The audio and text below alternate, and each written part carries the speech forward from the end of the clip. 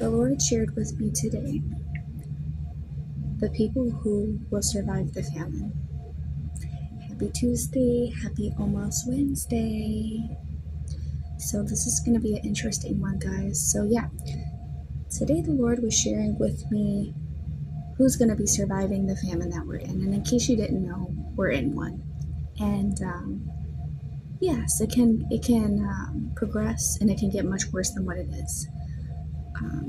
Currently, I see a lot of people online and they're on different groups. They're struggling, and one thing that I've noticed is all of these people that are struggling, including the Christians, they're not putting God at the center of their situation.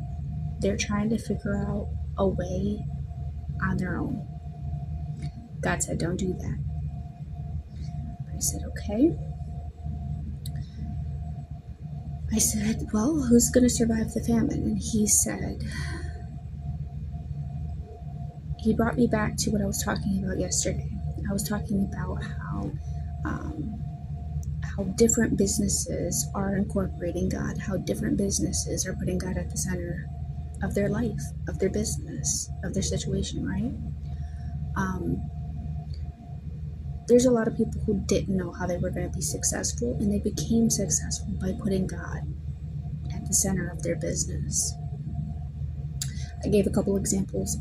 One, I had been seeing a lot of cosmetologists doing this, and lawyers and mechanics. But cosmetologists, what they're doing, what some of them are doing, is some of them will offer to their clients, to the ones that they're with for a period of time. You got to take it with a grain of salt. If you're running through a bunch of clients, it's probably not going to be for you. But there is some that are giving, breakfast, lunch, and dinner plates. They'll do it for free for their clients, the ones that they're with the most. And then there's others, they'll give a free haircut to the homeless. And then, of course, there's lawyers. They'll do free work until